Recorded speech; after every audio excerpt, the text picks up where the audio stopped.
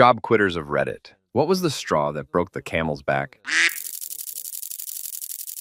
I worked in a Starbucks ripoff in a bookstore, and my manager was she picked up a second job, and for a period of 3 weeks, started calling me every single morning to tell me that she needed me to open for her. It started as, just open for me. I'll be there within an hour of opening. That lasted 3 days. Then it pretty much went from me opening and working until noon, being off for 4 hours, and then coming back in and closing. 3 weeks in a row, I worked damn near 70 hours. No days off. Every day I was supposed to have off. Sundays. She called me in. Then I got my paycheck and it was way short. I was making $8 an hour and all I got paid for was my full-time hours. Not a single mention of the 30 hours of overtime per week. So I went to the cafe manager and she got all twitchy and kept saying it was a mistake with corporate. I got suspicious, so I went and talked with the actual bookstore manager and he said, "Wait, you worked overtime? When was this? Nobody asked me for approval. I don't believe this. I need to see your time card," or something similar to that. By this point, I was really pissed and felt like I was getting the runaround. Went to the cafe manager, told her the store manager needed to see my time cards because he hadn't approved any overtime for me. She freaked the duck out, started chattering at me in some Asian language. Turned out she had falsified her own timesheets to look like she'd been working the opening shifts I'd covered for her. She got canned. I ended up getting even more overtime since we were now short-staffed, and then some people from corporate came in to do an inspection or whatever. The very first thing that happened was some lady in a suit walked into the cafe, walked behind the counter, and turned off the radio and walked away. Now, I'd been assured by the store manager we were allowed to have a radio, as long as it was low, and we only played from an approved list of CDs. I had no problem because there were some good classical CDs in the list. So I turned the radio back on. Karen came back over and turned it off and said, "This hasn't been approved by corporate, it needs to stay off," and walked away. This was my 5th week working 7 days a week, around 70 hours a week. I was beyond pissed. The money was ducking amazing for me at that age though, which was the only reason I hadn't quit yet. I finally got called back into a meeting with the people from corporate where they wanted to express their blah blahs for the scam that had been pulled and thank me for being a team player and picking up the slack. Did I mention that I was basically managing the whole cafe for the 2 weeks since the manager got fired? Timesheets, processing the register and cash drawers, scheduling, attempting to train potential new hires, ducking retards, all of them, like seriously ducking retarded, ordering new stock, basically everything a manager does without the pay and title. So the corporate people asked, finally, what I thought we needed to do to remedy the situation with the cafe. So I outlined a basic plan where, since I had already been interviewing people and doing some basic training to see how they handled themselves, I would pick up 1, possibly 2 new hires to fill out the schedule so everyone got full time and days off. I kind of just assumed that I would be continuing on in the managerial position. So I said something about promoting someone to full managerial status, at which point one of the corporate goons cut in and said, "Oh, that's okay, we've already narrowed down a few candidates to manage the cafe, so you don't need to worry about that." I kind of paused and said, "Wait, you're hiring someone brand new and not promoting internally?" And their response was, "Well, yes, but since you've been doing such a good job, we were hoping you could show them the ropes and get them off to a good start so you don't have to worry about that stuff anymore." I just kind of stared at them and then said, "Okay, I'm done here. I'm out. And it's no wonder this place is a revolving door for managers and employees, given the way you seem to be running it. I look forward to reading all about your failure in the newspaper in a few years." Stood up and walked the duck out to their stunned expressions. Store manager called me the next day offering me a raise if I'd come back. I said, "Duck, no." 3 years later, I gleefully read about their company going bankrupt and being bought out by another chain, who promptly just took all their stock and liquidated it in wholesale, dirt-cheap pop-up bookstores. Story 2. Probably my best job quitting event took place when I was 16 and working concessions and box office in a movie theater. The job was actually okay. The work was easy and I got to go see free movies pretty much whenever I wanted. Then we got in a new manager who, without a doubt, the worst manager I've ever had in my life. She would make us pay out of pocket for every discrepancy in our drawer. Bear in mind, we were making $5.25 per hour at the time. There were no locks on our drawers. And a few people later discovered that she made a habit of stealing from everyone's drawers and then making them pay for it. Eliminated all our movie-watching privileges, we now had to pay full price, and would stand on our line and scream at us in front of customers for every slight mistake. The final straw, at least for me, came when I was working the box office with a line out the door, and she came up with her infant son in a car seat, placed him in the box office with me, and told me to watch her kid while she did some paperwork. So I had to deal with a huge crowd of people while an infant screamed in the box with me. She then had the audacity to come out and yell at me for not taking better care of him. I got my revenge, though. Me and 6 other people quit the day Star Wars Episode 1 came out. We actually came in to watch her struggle with it and laugh at her. Glorious. Story 3. At Pizza Hut, I was an assistant manager at 19. I had my 2-week notice in, but was still pulling a double on a busy Saturday afternoon. Had a district manager at the store doing some paperwork. A buddy of mine that also worked there but was off the clock came in and popped the cash register to change out $1. The DM saw this and wrote me up. I chuckled and informed her that I was suspended pending termination because I had 2 other cash violation write-ups. I was laughing as I grabbed all of my stuff, knowing that this district manager who has never actually worked in a store now had to run the store for the next 12 hours, and there was a pay-per-view boxing match on that night. Usually means a very busy night. As I was leaving, my best friend at the time, our best cook, was coming in to clock in, and I told him I was leaving and fired. He immediately told the DM to go duck herself, quit on the spot, grabbed a 2-liter, and we both left together. Story 4. I worked as a valet parker and bellman at a hotel in the area one summer. Cool job, got along solid with my coworkers, etc. My manager was a reasonable, chill guy. We worked 5 10-hour shifts a week with 2 days off. Towards the end of summer, my manager took his 2 weeks of vacation and left the temporary manager from hell in charge. Now I had an understanding with my old manager. My fiance at the time, not anymore, cheating escort, had sickle cell anemia and had crises every couple of months. I told my manager up front, and he told me if she ever needed to get to the hospital, to get one of my coworkers to cover for me, and I could go take care of it. It hadn't actually happened yet in my 4 months of working there, but it was a possibility. So new manager's managing pretty terribly. He understaffs my afternoon shift, 4 p.m. to 2 a.m. It was just me and my buddy Russ to cover the entire hotel. Normal staffing for that shift is 4 of us, so we are half-staffed. Fine, extra money, extra hustle. Unfortunately, hotel policy states that somebody has to be in the box guarding the guest's key box all the time, reducing our effective number to 1. So I go and tell the new manager this and ask him to come sit outside and guard the key box so me and Russ can work. He writes me up for insubordination, not joking. On the form he put,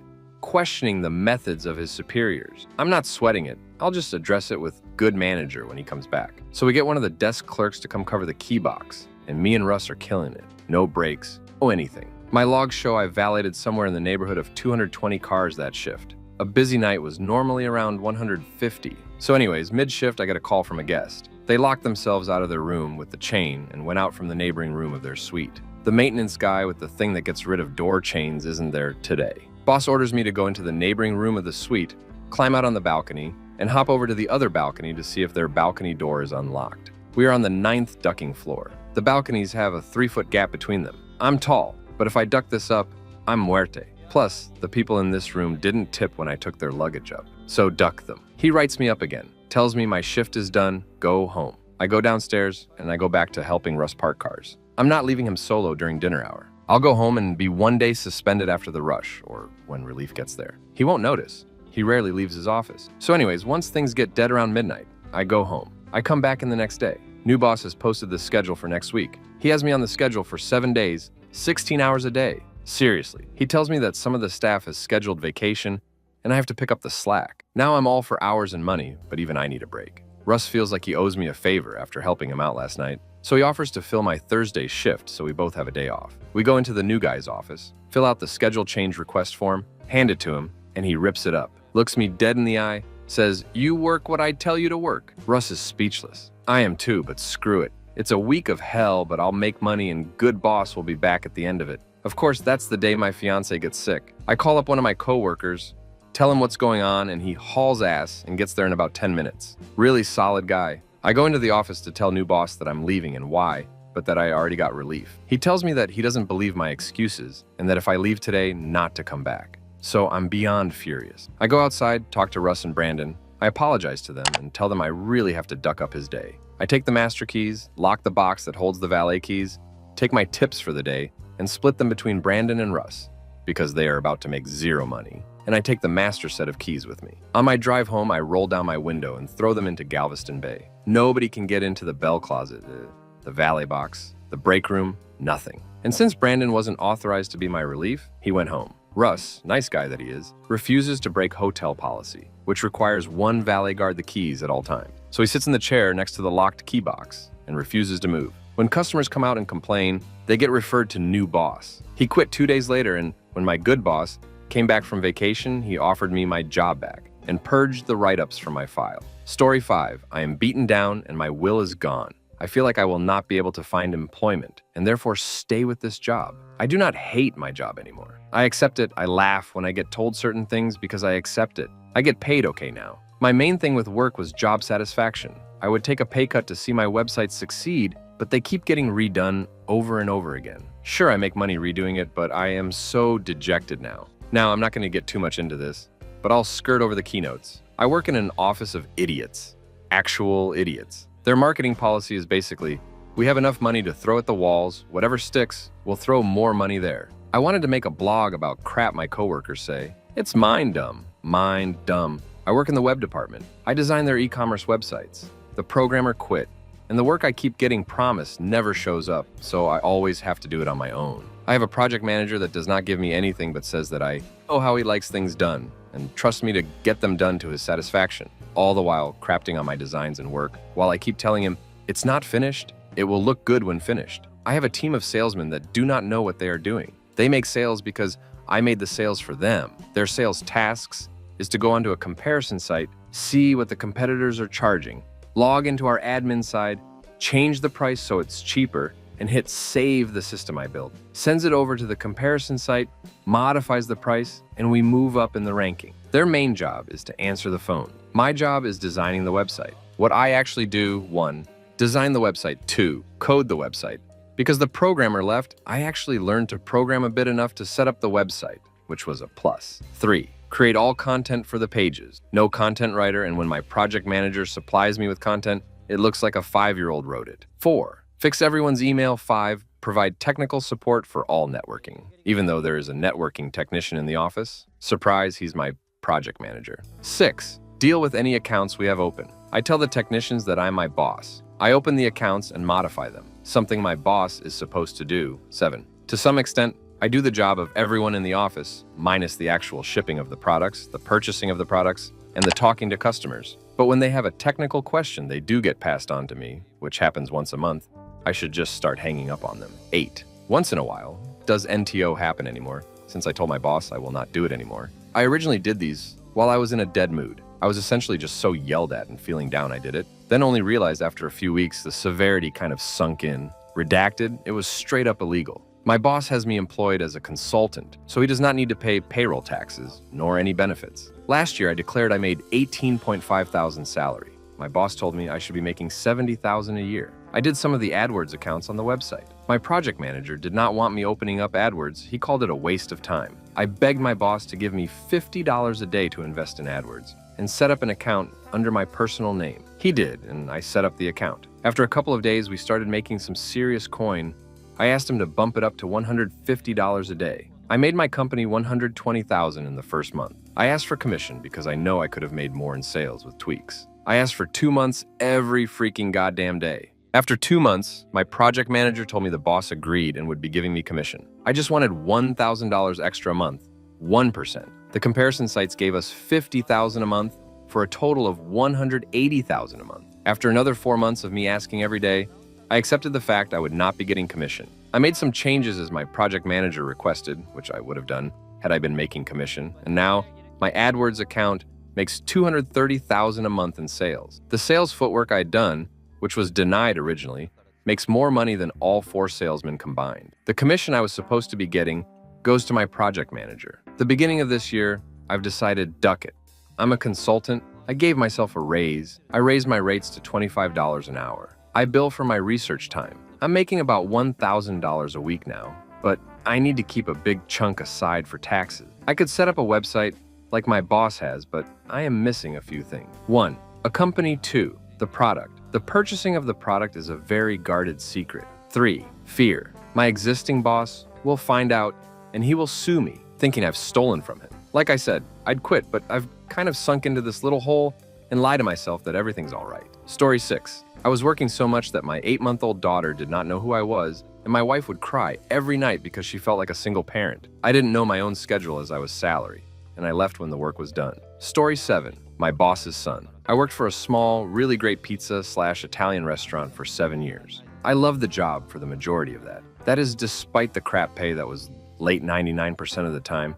because my boss was crazy irresponsible with his money. Nope, I let that crap slide for 7 years because I knew that my boss was a good dude who really did care about his employees. You always hear Italian places say something along the lines of, "When you're here, you're family." And I have to say, for a long time, it felt like that. On top of that, I absolutely loved the work. We weren't one of the crafty pizza places, so we made everything from scratch and used stone ovens, pretty much non-existent in this city. It was simple work, but something about it satisfied me to no end. About 5 years in, though, the boss's son moves up from Florida. At first, he seems really cool, regardless of having felonies for massive prescription substances trafficking and the illegal purchase and sales of full auto machine guns. For the most part, he seems chill, though. As time went on, the depth of this guy's problems became very apparent. Not only was he a complete junkie, but his temper was out of control. On top of all this was the fact that there were some serious daddy doesn't love me issues and an aggressive sexuality that manifested in trying to duck the women who worked there and treating them like absolute crap when they turned him down.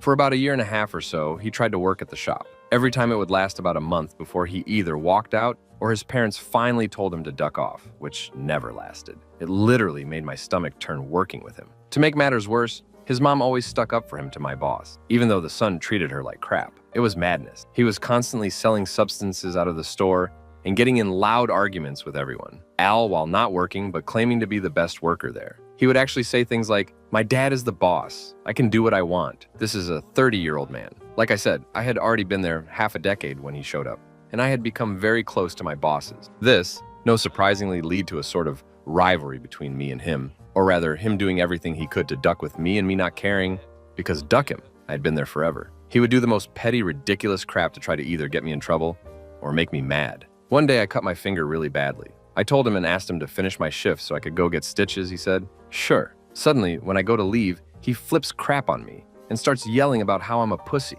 I remind him of our agreement, and he no crap looks at me and says, "I agreed to work because I didn't really think you were gonna leave." I don't even respond to that and start towards the door. On my way out, G starts following me, yelling, and basically chases me out, though I wasn't running. After that, I told my boss I couldn't sew anymore. It was him or me. My boss chose to keep me and assured me he too had had enough of his son's crap. There are about 6 months of bliss where everyone is genuinely happier at work, and the store runs noticeably better. That is, of course, until about 2 months ago, when he slowly started being put back on the schedule. Having already gone through this more times than needed to deduce that it was hopeless to try and stop it, I put in my 2 weeks to the place I had dedicated the last 2,000 plus or so of my life to. Duck it. If they want him there, that's fine. I'll try my best to wish them well when they shut down. Story 8. Worked for a nonprofit that had insane expectations for fundraising. When I started, I had 8 weeks to organize an entire event. This was an event that had happened in years previous, but nothing had been prepped for that year. I was expected to net $32,000. I had just moved to the city and knew no one. I had no training, first job out of college, and the organization did not have a national template for me to follow for this event. My boss refused to help in any way, shape, or form. He refused to give me any contact information of businesses or previous year's donors. The person before me did an absolute crap job of documenting anything at all. My boss had an event that he coordinated, and he loved being the office superstar. So he refused to share contact info, but since we all had our own fundraising quotas, sharing contacts wasn't exactly encouraged. A week before the event, my boss's boss came down to see how things were going. Hint, not well. I was then berated for working on this $32,000 fundraiser at all, as it wasn't a national event. No one told me I had the option of not trying to pull off a dinner, show and auction, silent auction, and live band fundraiser, to concentrate on the other fundraiser that was 6 months out. That fundraising goal was $60,000. This other fundraiser was as much of a disaster as the last. I hated begging for money in 2008, when the economy totally tanked in the Midwest. I was trying to get blood from a turnip and didn't have any tools to begin to know how. Being told you have 8 months after being hired straight out of college to raise total $92,000 with no training or tutelage is a sign you are probably in the wrong place. There was no training in a meaningful way. I was sent to one weekend conference in DC that wasn't helpful at all, mostly because I was so worried about my event in 2 months, and that workshop was on the next event. Oh yeah, they sent me across the country 3 days after I started. I was still learning my way around the office and didn't have my own email address yet, and they sent me to a training seminar. I was expected to create 2 new events from scratch. One that was a nationally led event, the other was totally local. I was expected to find committees, find financing, find sponsors, participants, all of it, with no direction on if what I was doing was right. I finally had enough after my second event, which only brought in $42,000. My new boss, my boss by that time had been fired, absolutely berated me and tore me down that my event was a total disaster and a failure. I had been documenting what I had done on the other two events, contacts, committees, etc. The morning of my chewing out, I'd come in early and printed off my 2 weeks' notice. I had lost 30 pounds, a lot of hair, had no social life, was working 60 plus hours a week, easily, wasn't sleeping, was crying on my way to and from work, missed my family like crazy. It was the worst 8 months of my life. Other things that happened at this job, if it looks like a pyramid, it is a pyramid. My boss hired escorts for a golf tournament. The office was across the street from a methadone clinic. My boss was fired for embezzlement. Total office turnover during my 8 months there. The branch was shut down totally a few months after I left. Millions of dollars were spent just in the 8 months I was there on absolute nonsense. I will never donate to this particular organization or any other national nonprofit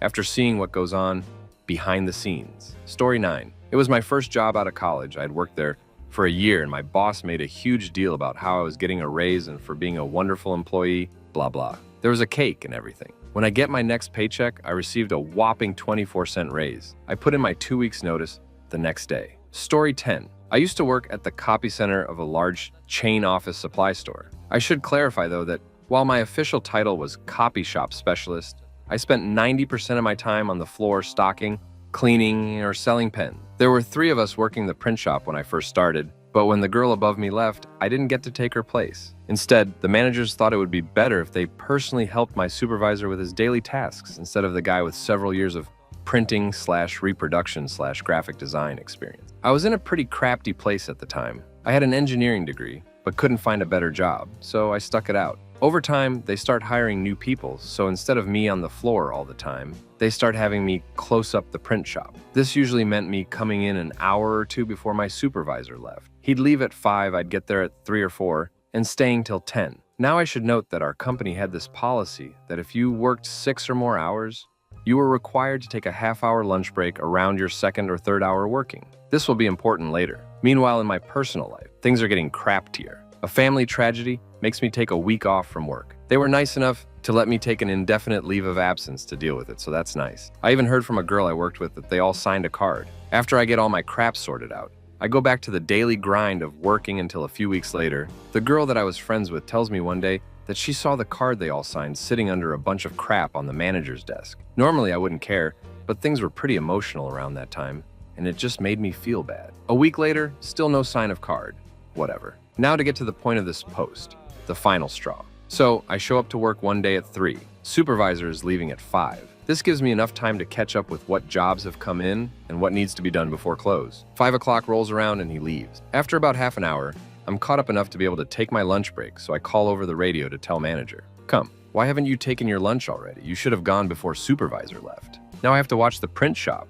Me, I would have, but the schedule had me coming in at 3, and I can't just work for half an hour, then go to lunch. See him yelling at this point. "Look, you really need to be managing your time better. I'll watch the shop this time, but you have to do a better job with your time." Me, "Look, if you really need me to stick around, I don't need a lunch, but if you want me to go before supervisor leaves, just go take your lunch, so I go. But I don't leave quite yet. I can't just leave all the jobs for the day unfinished. That wouldn't be right for the customers." I come back and finish the work for the night without saying another word. The next morning I was supposed to open, but instead of waking up at ass o'clock and putting on my company polo, I call right as I knew the manager was getting to the store and tell him I won't be coming in. Ever. I'd like to think that at least for that week, somebody else may have finally been able to work a full 40 hours. Story 11. After being pounded with 80 to 100 hours, 6 to 7 day work weeks for months on end, I gave a 2-week notice to the company. Big box office store you've heard of, that ends in max. In those days, managers could manually edit employee time cards and vacation time. Some of the guys that busted their ass for me, I added as much overtime and vacation pay as I could to their profile without garnering an alarm from HR. They pocketed a few grand and an extra week or 2 off each. I told them, "Hey, if your paycheck statement looks a bit off, just know it's on purpose." Obviously, I bloated the hell out of mine as well. The next week, sometime midweek, I had been working about 12 hours so far that day. To make a customer happy, I took a delivery to their house in my car. I was heading back to the store at about 7 p.m., and my mind was racing with all the things to still do that day. I sat there at a stoplight, waiting for the green to come, and I had a moment of clarity. In the middle of thinking over and over, "Oh, I've got to do this, then this, then this," my brain stopped and said, "No, I don't. I felt a whole year worth of stress just leave my body like the most satisfying bowel movement I've ever had. Rather than heading straight to the store, which I could see from the intersection, I turned right and went home. I quickly changed clothes and went to a baseball game, drank beers and ate hot dogs, and felt better than I had in months. When I got home that night, I turned the phone ringer off. I slept in the following morning, casually ate breakfast. I looked at the caller ID and saw about a half dozen calls from the store, another from other various bosses. I didn't check the messages yet. I got dressed and spent the day at the beach. A few days later, I checked the messages and it was pretty epic. The first one was one of the morning crew just saying, "Hey man, you must be running late. See you when you get here." The next was, "Hey, you coming in?" Later that morning, it was my boss saying something to the effect of how this was unprofessional or something. I deleted the rest. A few weeks later, I went into the store to pick up my last paycheck. This was prior to direct deposit. I don't think I'd even showered. The hourly guys that I'd worked were smiling pretty widely and told me that one of the company VPs was there taking care of the trail of destruction I'd left in my wake. He spots me and gets my attention. I walked into the office with him and he starts going on about, "Hey, I know things didn't work out for you here and everything, but you just up and quit this way. We had to change all the locks on the building, the delivery vehicles, we had to..." At this point, I just stopped him and said, "Mike, I don't give a crap. Give me my check." He started up again and I gave him another, "I don't give a crap." And he shut up and retrieved my massively inflated goodbye paycheck. I spent the next month on a sweet road trip all over the Southwest US. Didn't have to work again for 3 months from the bonus I gave myself. Still one of the best decisions I've ever made. Story 12. I worked at a small sports retailer which had both a local brick and mortar store and an online store. I was responsible for keeping the online store functional and making changes to it. I met a girl who started working there and we started dating, but we knew to keep our relationship outside of the office. We never were talking during work hours and kept to ourselves at lunch. My boss harassed us constantly. I was promised a 3-month evaluation. This never happened. I went on vacation this January, which I had both talked to HR in person and sent them an email asking for the time off months in advance. I was told this was satisfactory. When the time came, they threw a hissy fit and demanded that I stayed. I left anyways because I wasn't going to miss getting paid a boatload to go on vacation to Chicago through another company that I had been working for 7 years seasonally for a few weekends a year. While I was gone, my girlfriend and some other office workers texted me that my boss had moved me out of my office and put me in a corner. I was infuriated. When I got back, I brought this up and they said they felt it was better for my work. I took that and just went back to work. I get moved again twice over the next 2 days. A few weeks later, I went Employee of the Week for optimizing a web server that we ran just because I saw that it wasn't running properly. And all of our web traffic was leaving because it took 20 seconds for each page to load. This is part of my job description. After this, my boss starts micromanaging me by coming into my office every few hours and asking me what I'm currently working on. Several times he came in and after talking to me for a few seconds, blew up and started yelling at me. He told me he expected more out of me, and I had no idea what he was talking about, since I was an excellent worker. The last straw was the Wednesday before Valentine's this year. I had been called into my boss's office every single day that week and had been yelled at for 3/24 of an hour that I had worked that week. I couldn't take it anymore. For some reason, I was being picked on, even though all my tasks were completed on time. After hustling to finish up all my remaining tasks for the next 2 weeks, I go in and explain to him what I did and that I was turning in my 2 weeks. My boss exploded. It was like a pot of water boiling with a lid on it. He got really red and just sat there for a few minutes. Then he just starts yelling more. He goes on a rampage, slamming doors and kicking things throughout the office while a bunch of our staff is still there. He starts going up to random people and saying, "Can you believe what me just did? He quit. He ducking quit. I can't believe it." I'm sitting here watching this, trying to hold back laughter at his immaturity. He pins all the blame on everything that's ever been wrong with the company on me. Tells me that I can't ever use him as a reference. I wasn't in a million years. Tells me I'm a waste of time. Storms out again, kicking and slamming doors and boxes. Comes back in as I'm gathering my stuff up to leave and tells me to never come back again. I don't. Sorry, 13. I was working at a golf course at the time, doing grounds work, cutting holes, mowing greens, etc. This one morning, it had poured the night before, and the entire course was soaked. We just did hole 1 and were on our way out to hole 2 when my coworker who was driving the cart noticed a bright orange thing in a puddle. We pulled up beside it and lo and behold, it's a cat. It wasn't a kitten, but not necessarily a full-grown cat either, and it was in rough shape. Soaking wet, barely breathing, a faint whimper of a meow every once in a while. This cat needed help fast or else it was surely going to die. We ended up putting this cat in a box we had with us for spare tools, lining it with an old rag from the back of the cart to try and keep it warm. We finished cutting all 9 holes around the course, and upon arrival back to the shed, the bossman, I honestly can't remember his title, if he was supervisor, etc., came out and noticed the cat in the box. I asked if there was any place inside the shed, near heat, where we could keep him for a little while. His response? Throw it in the ducking woods. I don't want to deal with this crap. I ended up picking up this cat, Boss, watching me, and I laid it down on some grass outside the tree line. I ended up getting back on the mower and mowed a few more greens, but the thought of the cat just sitting in there just bothered me. I eventually just stopped mowing the greens, drove the mower back, didn't even wash it off, picked up the cat, still breathing but it's getting worse, and took her into my car. I luckily had stayed the night at a friend's house the night before and had a blanket in the trunk with which I wrapped her up with. I brought this cat to the veterinarian's office in the town of the place. I went inside and said, I work at the golf course in town here. We found this cat that looks like she's on her last few breaths. Is there anything you can do? The person behind the counter told me to wait a second as she walked to the back, came back about 3 minutes later and told me, I'm sorry, but we don't accept stray animals here. This ducking cat is dying and you won't help it? What the heck? I furiously drove back home to my town's veterinarian's office. I told the person the same exact thing, only this time, the person actually came out to my car and took the cat. She said her breathing was terrible, shivering, and one of the weakest meows she had ever heard. They promptly took it inside, and that was the last I had seen of it. Since this is a small town, population of 1,500 people, my mother had received an email from the vet. The cat had survived. She had severe hypothermia, and I quote, if she had not been brought in within the next half hour, she more than likely would have died. The cat ended up being the adoption of the month and was actually adopted 2 weeks after this whole fiasco occurred. Story 14. My stupid boss at a coffee shop put me over the edge. I was under 18, working 10-hour days without breaks or a lunch, but I persevered. I was too young and dumb to know that I was being used. I probably would have stayed at the job had this woman not asked me to wash out her coolers that she had brought on a camping trip and left rotting meat in. Sorry, Karen.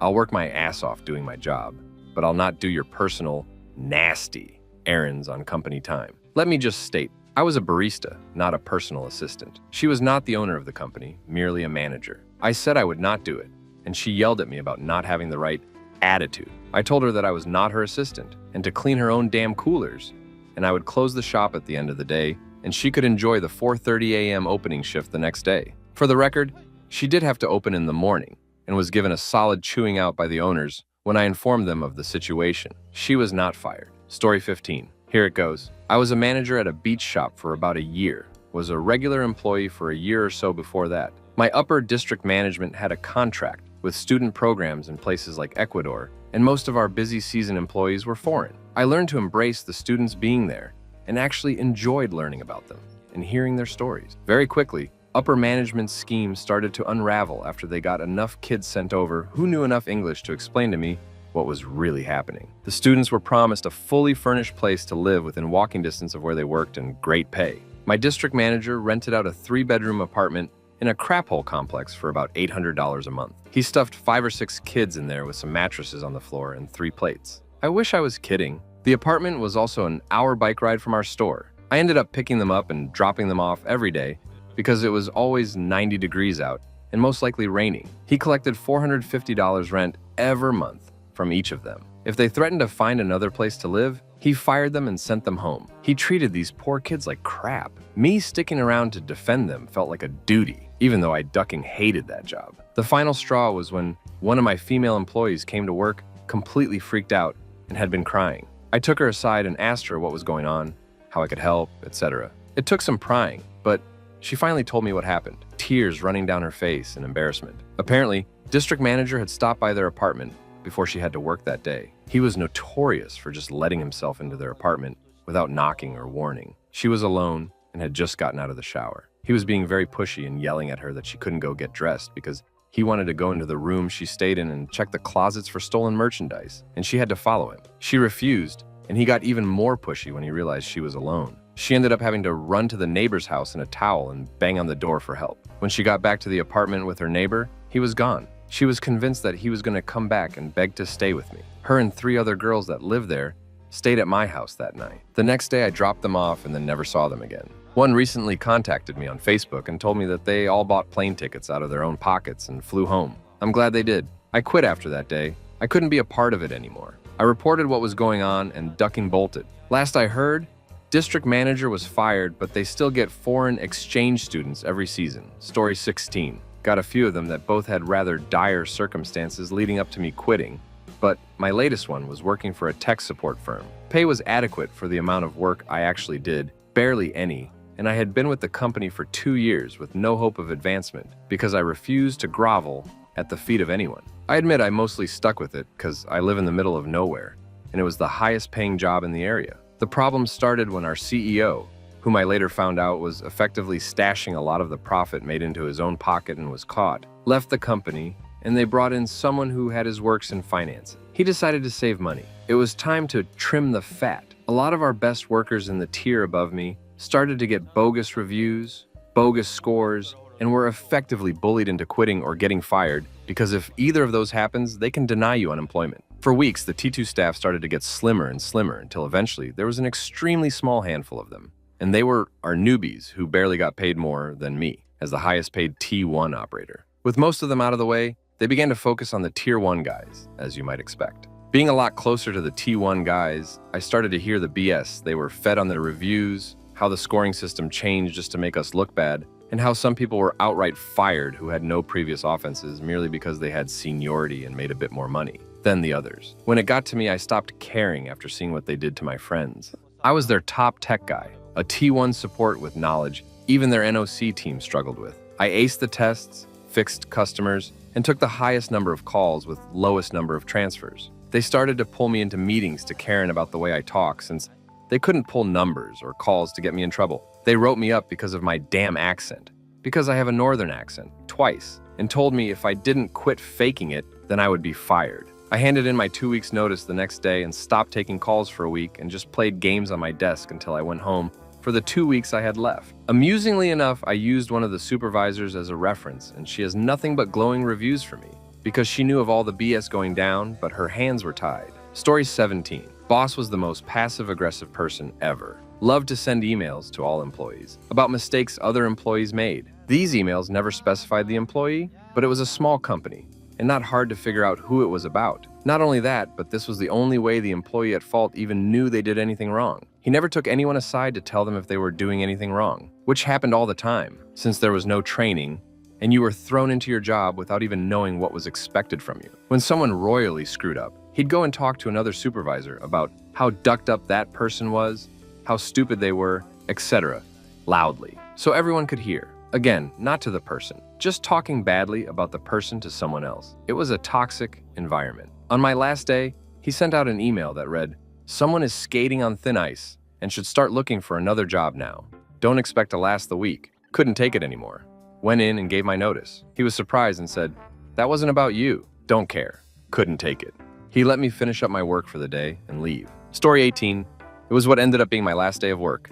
I was 19 and working a summer job for a residential construction company in between my freshman and sophomore year of college. It was Friday and I was taking a half day as I had a physical rehab appointment in the afternoon to deal with a shoulder injury. He sprang a last-minute project on me and told me I had to finish it before I left. I told him there was most likely no way I was going to be able to finish that before I left, but I would give it my best shot. He disappears and a few hours later when I go to leave, the box that usually contains my paycheck on payday is empty. I call him up and ask him where it is, and inform him that I need that check to cover the copay of my physical rehab appointment. He doesn't care, and tells me he's not giving me my pay until I finish the project. I'm fuming but speechless, and I don't want to say or do anything rash as I know he is definitely in the wrong, so I simply hang up. He begins to text me. I frankly confront him about the issue, lay out all the details as concisely as I can, and try to get him to admit to withholding my paycheck from me in writing via text message. He takes the bait and admits to it and basically has a "what are you going to do about it" attitude. So I went to my physical therapy appointment, asked them if they would be nice enough to break their business policy and bill me later for the copay.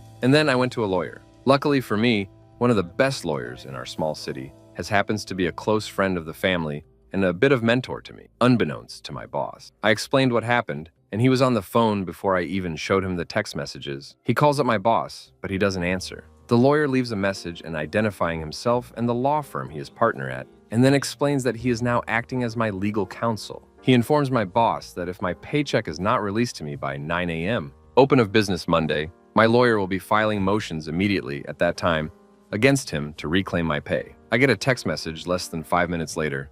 "Your check is in the box." Duck, yeah.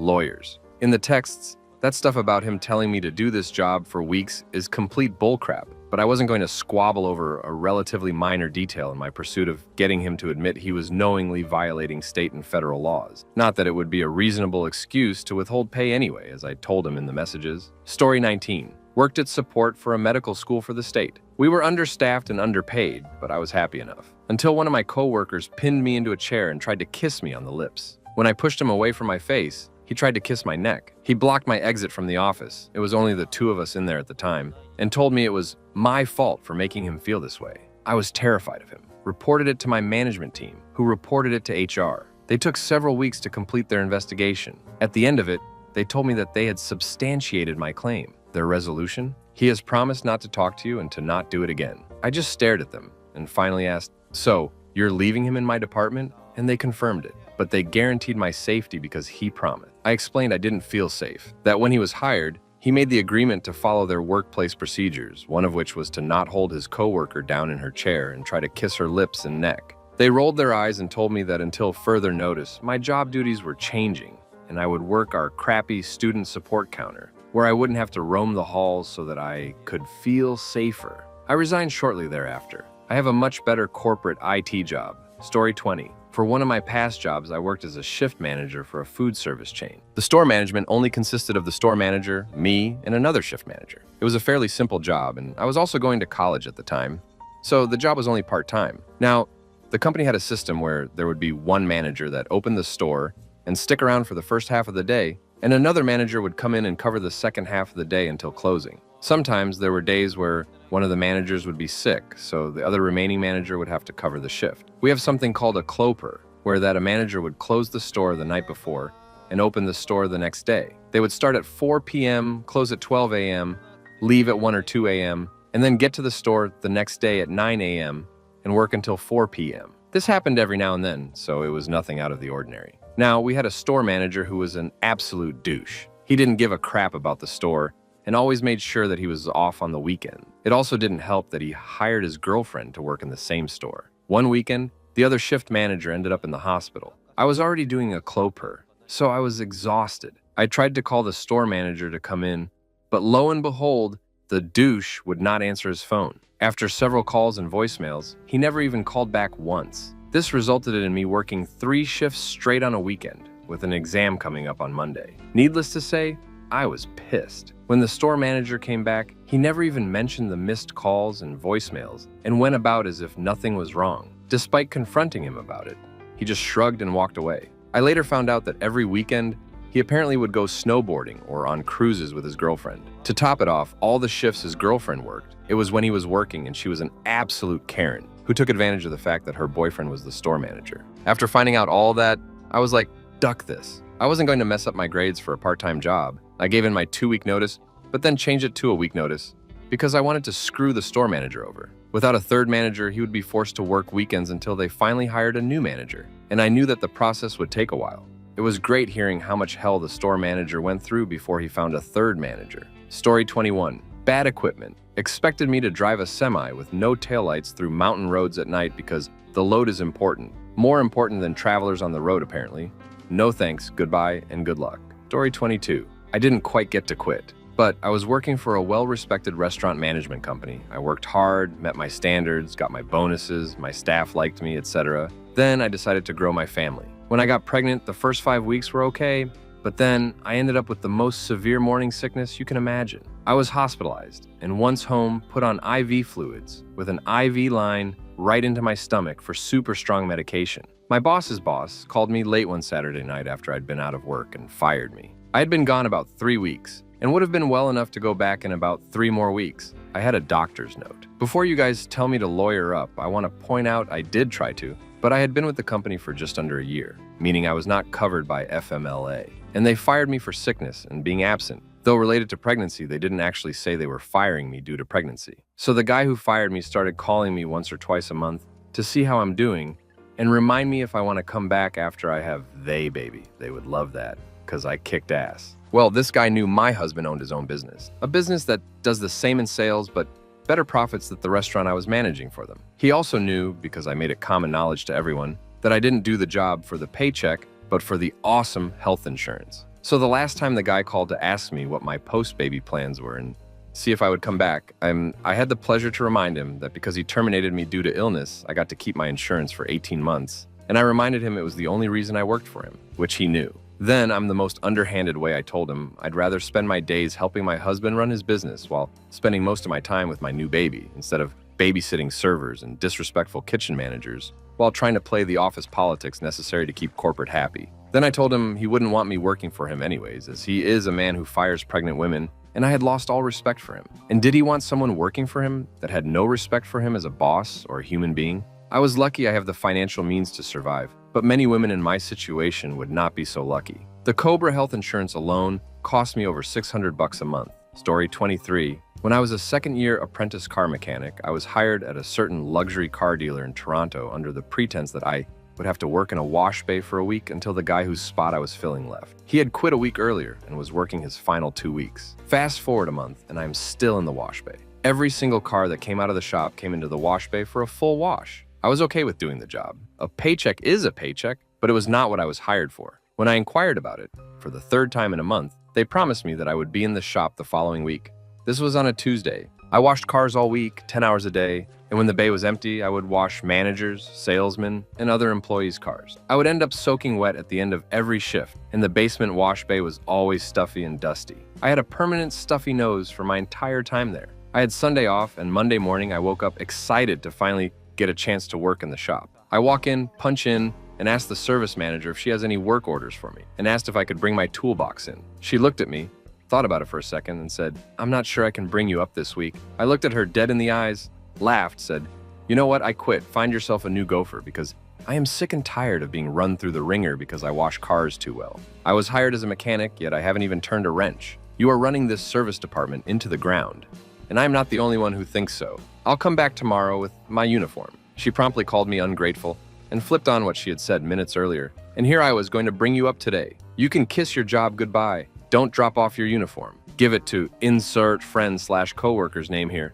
If I see you on the premises again, I will call the police. 2 months later, I found out that the owners of the dealer hated her, and she was fired about 2 weeks after I left. Story 24. Big Boss's lapdog used to come in, interrupt our work for no reason, shout at us for 5 to 10 minutes about stuff we didn't control, and then leave. Every time he did, I spent the next hour looking for other work. One day, I found it. Story 25. Here's my story. When I was 19, I was working for Red Bull's mobile energy team, the ones that drive around the Mini Cooper with the big Red Bull can on top, and it was a dream job. It paid extremely well. Flexible hours, benefits, and I didn't have to drive my car other than to the office. My boss was a young guy, I think he was about 26, who didn't have any experience managing until he got this job about 4 months prior. On New Year's Eve, my uncle passed away after a long, painful battle with brain cancer. Emotionally distraught, I called my boss and left him a message telling him that I would need to go up to Chicago for the funeral. I didn't know the details, but I thought the best thing I could do was give him a heads up so that he could schedule accordingly. He called me the next day, and when I answered the phone, he said, "So, why do you have to go out of town?" I explained again that my uncle, he just passed away, and his response was, "But I don't understand why you have to go to Chicago for this funeral." I explained to him that all of my family lived in Chicago, so that's where the funeral was to be held. He then told me that he was going to keep me off the schedule for a week when I came back into town as punishment for not giving him enough notice. The company requires 2 weeks' notice on any vacation request. I explained to him that this wasn't a vacation for me, but if that's what he felt he needed to do, go ahead, because I needed to be with my family. Fast forward to the week after I came home, and I had been off the schedule for 6 days. My boss sent out our schedule emails, and I noticed that I was off the schedule for yet another week. I called him because I thought he had made an error, and he said that he didn't feel that a week was just enough punishment for leaving town without 2 weeks' notice. My jaw dropped, and I was speechless for almost a solid minute. When I finally found my voice, all I could say was, "You know what, George? You can go duck yourself in this ducking job." Story 26. Another good one. I was working at a custom wheel and tire shop for minimum wage. I got sick of it because I was making $6 an hour, and I knew they were charging customers over $60 per hour for labor.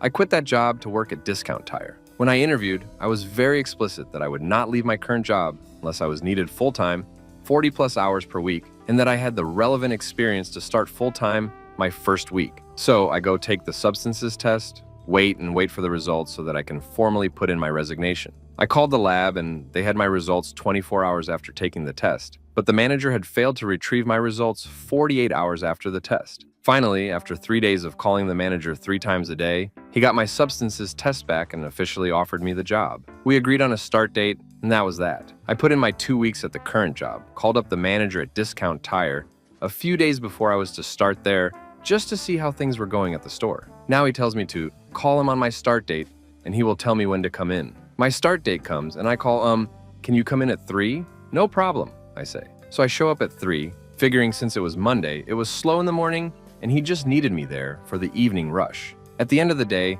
I asked the manager what my schedule was going to be. He kind of hesitates and says that I should call him again in the morning, and he will let me know. This really upset me as I was told I was to be put in the regular schedule immediately. I ended up working 13 hours that week and earned $90 after taxes. After paying for gas to get to work that week, I ended up making about $45. I immediately quit and started to look for other work, and ended up selling cars for 6 months. Story 27. I was working a simple summer job for a banner printing company in my hometown. It was the summer going into my junior year of college, so I didn't really care for the job. But I worked hard and built a pretty good relationship with my bosses. Well, the final job I had was to clean these used printing machines we had bought inside and out. Well, the machines were enormous and completely filthy. The regional manager had come in earlier in the week and was just a complete muffin. I worked with 2 girls, about my age, and both fairly attractive, and he loved them and let them do anything, but he was up my ass all the time. I got pretty sick of it. These machines take about 25 to 35 hours to clean completely, and I was honestly using toothbrushes to clean certain areas. But like I mentioned,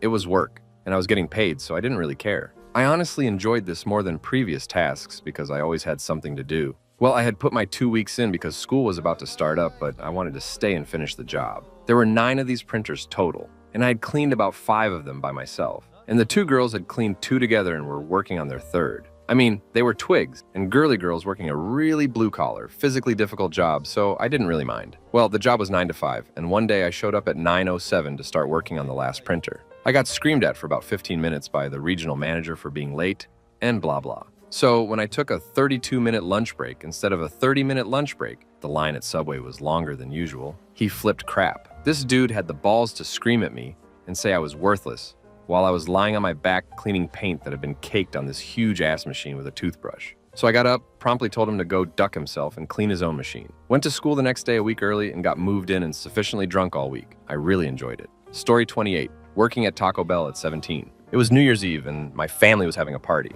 I was working because I needed the money. Missing the party was no big deal. I'm in the lobby sweeping the floor and some of my friends were there eating. As I'm sweeping, a few of my friends are in the lobby eating and are the only people there. So I'm having a conversation with them as I'm doing my job. Shift manager comes out of the office, where she'd been on a personal phone call for 20 minutes, and tells me to stop talking and start cleaning. My friends tried to vouch for me by telling her that when I was doing my job, I just happened to be talking to them while doing it. She told the customers that she didn't care and that I needed to be working. There were only 4 people scheduled to work that night. I quit right then and told the Karen, enjoy the bar closing rush on Nye with 2 employees. Then I went home to party with the family. Story 29. I worked as a goods-in clerk at a warehouse. The job pretty much sucked, but the people were worse. There were bad attitudes, standoffishness, bitterness, brutally strict bosses, even embarrassment from some people about being there. The toilet had piss on the floor, snot on the walls, a really scummy dive. Anyway, after being employed for several months on discounted salary because I was still a trainee,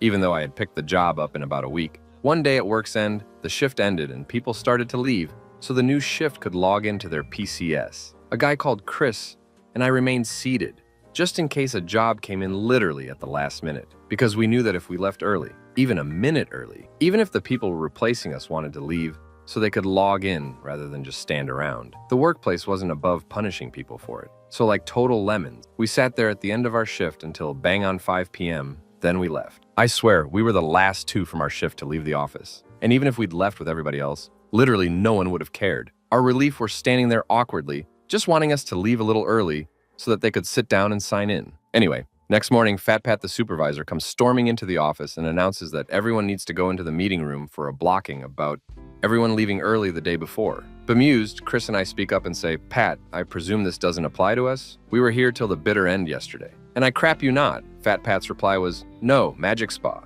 You and Chris get in that room as well. Yes, you didn't leave early, but a passing manager saw you both not sitting upright in your seats and thought it looked really unprofessional. He was being serious. Well, I didn't go into any damned meeting room for any dressing down. Instead, I laughed out loud. announced that I was quitting, and started to prepare a letter of resignation that very minute. I left at the end of the week, but I was washing that job off me for months. Story 30. After I got laid off from a job I loved, I went back to school and took a good-paying help desk position. As soon as I started, I realized I would be considered a temp. No sick days/vacation and no benefits. Figured, oh well, the pay is good. The final straw was when the manager came in during slow time of no calls to ask what everyone was doing.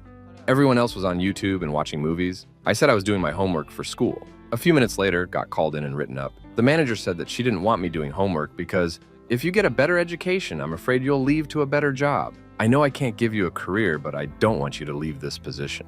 Story 31. I was working at Cost Plus World Market, had been for a year. I was the senior on the stock crew. Everyone else had quit or was new hires. I was getting paid less than everyone else, had to do more work, and I was the one that got yelled at when everyone else didn't finish their work. I had no real authority over anyone, so I couldn't tell them to keep working. And if I said anything to the store manager about people slacking off, it was shrugged off. My hours were getting slashed, and I was down to 5 a week. I injured myself severely and tried to call into work, but no one would answer the phone, and there was no answering machine. I was written up as a no-show, no-call, and they fired me without telling me. I came in to work my shifts despite being in a lot of pain, and no one told me they'd fired me until a week later when the store manager ran into me. They legally couldn't fire me because I'd clocked in after being fired, so the manager cut my hours down to 3 a week. After an investigation to determine if I was at fault for the no-call, no-show, they determined that it was not my fault, but my hours never went up. I came in one day at 4 a.m. to stock. I had finals that day that I'd have to deal with, and it was already starting out crafty because we had twice the work of normal to do. I was also in pain. I had to clean out the coffee pot so people would have coffee to drink in the morning, and I found mold. It broke the straw. I grabbed my jacket, put it on, hung out in the break room for a half hour eating the bagels left over from the night before. Bag had broke open on the shelf. Relaxed my ass off for a while. Took a nap. Then told my manager when he got in that I quit and walked out the door. Got a job at Target 2 days later that paid higher, gave me plenty of hours, and had easier work. I'll never buy anything from Cost Plus World Market again. Story 32.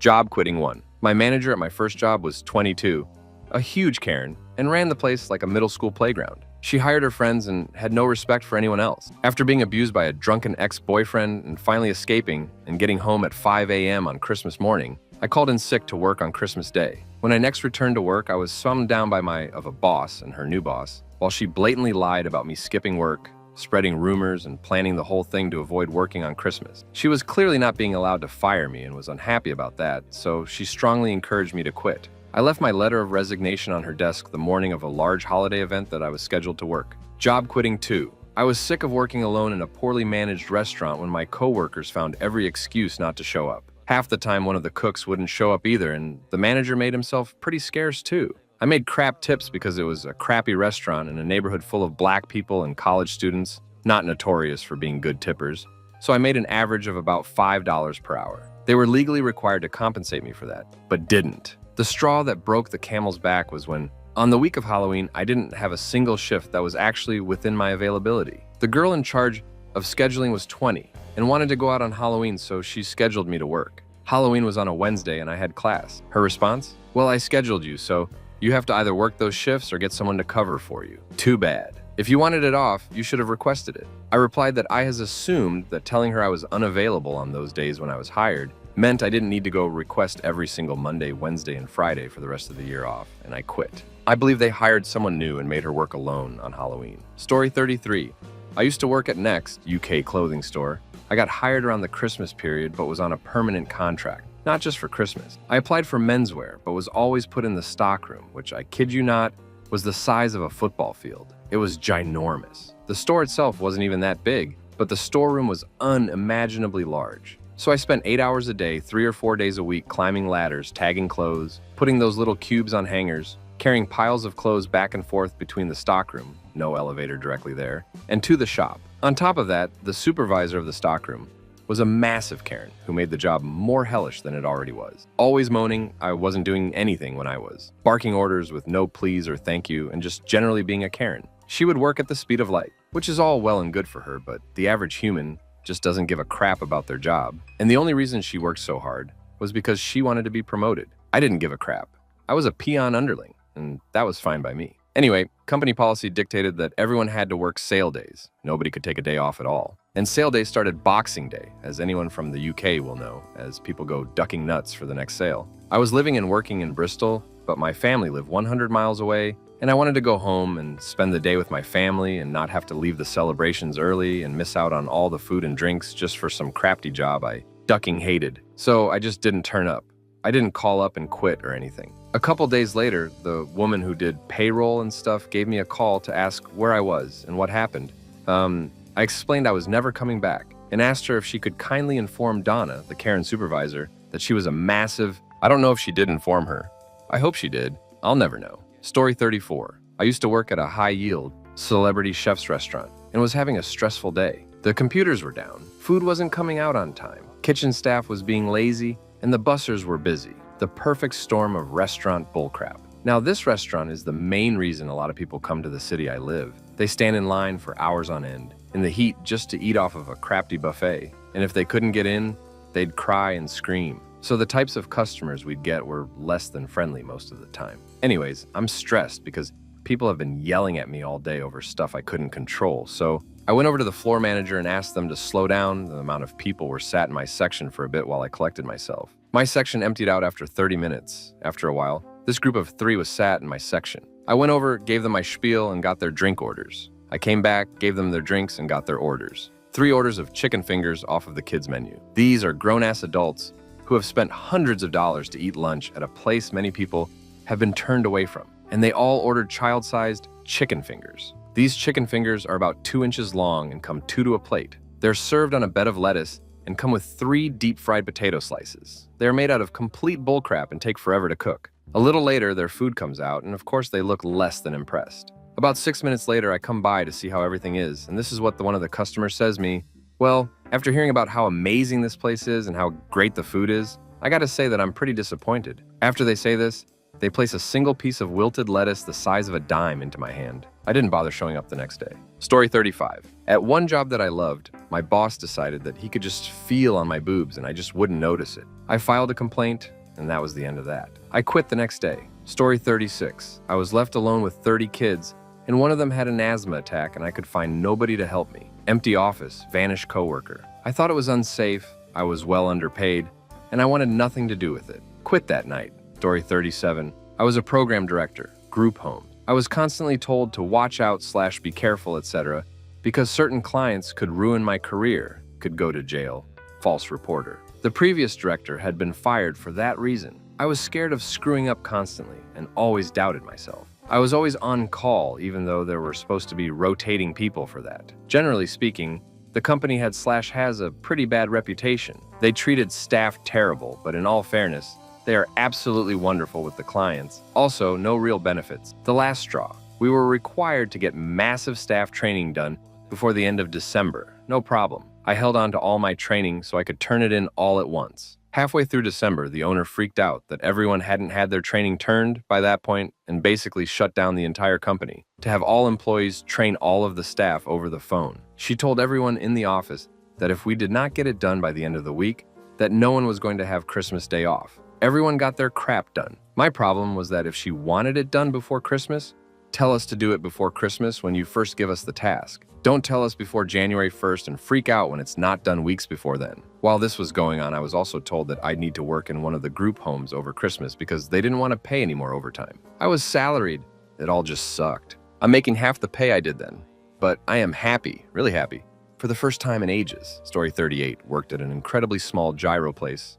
I was one of 3 employees as my second job. I gave the owner my schedule every week and said she could put me on for any day that I wasn't at my first job. Pretty easy, right? It's not hard to schedule 3 employees, 2 of which don't have any other obligations, right? Well, she would constantly change the schedule without notifying me. She would put me on for days. I had explicitly said I was not available to work. I'd get these angry calls and voicemails from my boss and coworkers asking me why I wasn't at work when I was on the schedule. I kept trying to ask my boss if I needed to do something differently so this wouldn't happen, but she said it was okay to continue leaving notes for her with my available days. Version 1 of the schedule would be okay, and then a few days later, she would change it for no apparent reason. Finally, she left this nasty gram on my phone that said, "I'm getting tired of this no call / no show business, Vandal. If you still want this job, give me a call back and we'll talk about it." So I called her back and left a message saying that I was sick of her changing the schedule and that I quit. Felt so good. Story 39. I don't know if I could say I quit or gave up. I worked at a sporting goods store that played favorites hardcore. All of the employees would either bring a book or a laptop and zone out for hours at a time. That's how slow it was. The final straw that made me quit trying was getting my hours cut because of a rumor. I had to confront my own boss before they would tell me why they cut my hours. I had asked a customer if they needed help and they said no. A few minutes later, the same customer asked one of the owners for help, and he assumed that we had ignored the customer. They cut my hours specifically, even though 3 of us were on the floor at the time, and I went to the trouble to greet the person. After that, I realized that they weren't actually paying attention to whatever effort I was putting out. It also didn't help that there was no manager in the store for any shift I ever worked. We were given tasks that took half an hour and had 7.5 hours to burn. In the end, they fired me for having my back to the store, even though I was 2 feet from an employee that had her nose deep in a novel. They made her a manager. The theft that occurred, which they used as justification, didn't even happen while I was at work. They seemed to conveniently ignore that I would turn around and then watch the store anytime a customer was actually in the store. I wasn't even fired by a manager. I was fired by my boss's wife, who wasn't even supposed to be working at that branch anymore. It's been a year and everyone I knew has either quit or been fired. The girl they made into a manager wants to find a new job desperately. The business is struggling, which doesn't bother me. Those mother duckers were shady when dealing with customers as well. Story 40. I left UPS just short of 3 months when I was told I'd have to give up $15 per week out of my $60 per week paycheck to pay the 3 month of back Teamster union dues. When I asked why I was paying back union dues when I wasn't protected by the union in that time, the Teamster rep told me, basically, that's just how it's done. I walked out mid-shift. To this day, the only job I've walked out of. Still hate unions to this day. Story 41. A few years ago, I ran record during the night shift. Right before I went on shift, it started raining bad. The news had said it would flood everywhere. We had our pre-shift meeting and it was emphasized that everyone would be going out no matter what. I was a noob at the time and didn't really feel comfortable essentially towing in a hurricane, especially since I would be responsible for any damages to towed vehicles. Boss said he didn't care and that there was tons of money to be made towing in a storm. I agreed that there was plenty of money to be gained for them and plenty of money to be lost for me. They told me if I didn't drive, I was fired. I drove into my section and decided I was going to just duck off for 12 hours unless it cleared up and I felt like I could move something. I think I ended up getting maybe 1. At the end of the night, it took me some 2 hours to navigate through all the water and such back to my side of town, only for me to get stuck where the water got too high. Searched around, but the yard was in the middle of a depression and there was no getting through the water. Locked my truck down, parked it in a U-Haul parking lot, confirmed with the U-Haul manager that I could leave the truck there for the day, then hiked through the waist-deep water to leave my keys in the box at the yard. Told my boss that the truck wasn't moving for the day, but if the water was down by night, I'd hike to it to start my shift. I quit when he demanded that I swim back to it and stand guard for the remainder of the day, until the start of my night shift in 12 hours. Story 42. I worked at a car dealership in 2007 after graduating from an expensive top 20 university. Sorry, Mom and Dad. It was the only work I could find at the time, and it was straight commission. But being female and attractive, I was unsurprisingly, successful at it. I was on track to gross about $60,000 my first year. My secret was building relationships with past customers, getting referrals, and really working the internet requests. The dealership changed ownership about 3/4 of the way through my tenure there, and the new management sucked.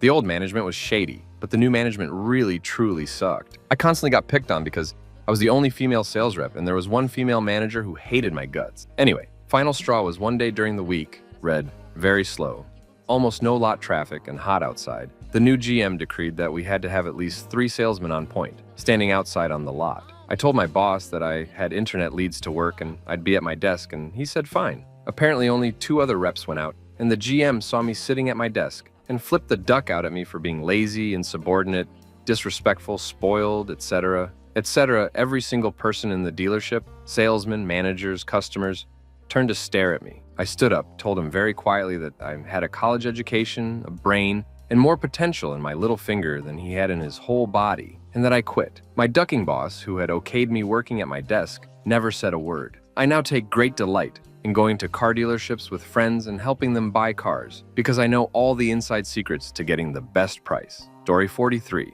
Worked for a subcontractor for a government contract. Pay was okay, but 45-minute drive to work, a mess at the pass office every day, 20-minute walk to the actual workplace, 2 months of useless training, no consideration for issues agreed to beforehand, expected unannounced overtime or furlough, depending on the workload. And I have 2 kids, much younger at the time, that depended on me being home at a fairly specific time. But the last straw was 2 weeks after being on the work floor. I was volume told that I would be working the weekend and that it was expected, though never explained beforehand, that we could be volunteered in this manner whenever management decided it was necessary. Quit that day at the end of my shift. Story 44. There wasn't just one straw. There was a general swing towards cost-cutting measures that made it too unpleasant to work there. Parking fees, coin-operated water coolers, maintenance, that is, janitorial levies, equipment hire fees, etc. The photocopiers were coin-operated, and fees were charged for every amenity it was legally possible to do so for climate control, for example. For a while it was almost funny, like the Ryanair of offices, but at some point, I found myself sitting on the most uncomfortable chair I've ever used, trying to write with stationery that was chained to my desk, thinking, I just can't take this anymore. And that's my story. Story 45. When I was 19, I worked at the local McDonald's while my husband was in basic. I requested 7 days off so I could drive from Florida to South Carolina to see him graduate. 8 days before that, I was working a new position that I was never trained on. I wasn't going fast enough, so the manager on duty made a rude-ass comment about how I needed to be more like the girl that had been working this position for over 5 years. I explained that I was never trained in this position, and the manager continued belittling me. I walked out and told her that it was complete ducking bullcrap. I was suspended for an additional 7 days, which was fine with me. I came back after spending time with my husband, who looked over our budget and told me that I didn't need the job and I could stay home and be a mom to our then 2-year-old daughter. So I turned in my 2 weeks notice. I was halfway through my 2 weeks and a coworker got wind of me quitting. She asked me why, and I explained that my husband wanted me to stay home and raise our daughter. She started to harass me for being unfair and making my husband be the only one to work. I complained to a manager who immediately got onto the coworker. Second manager comes in and asks why I'm quiet. I explained to her what happened. She took me outside and got onto me for it. Then she told me I couldn't abandon my job. I walked inside, clocked out, removed my hat and my shirt, said, "Duck you," to the second manager, apologized to the first, and walked out. This all happened in the middle of a big lunch rush. Story 46. I'm a nanny and I was hired by a woman with 2 boys, 4 and 5 years old. I was working from 7 a.m. to 7 p.m. every day. I woke the boys up and did everything for the day and got them into bed, and she would come in and say goodnight and tuck them in. She also had me doing all the housework. In the job description, it said some light housework. I did everyone's laundry, scrubbed toilets, and mopped. The main issue I had with her was that she didn't do crap, and if she felt something I did wasn't up to par, she would leave me a note on the kitchen counter.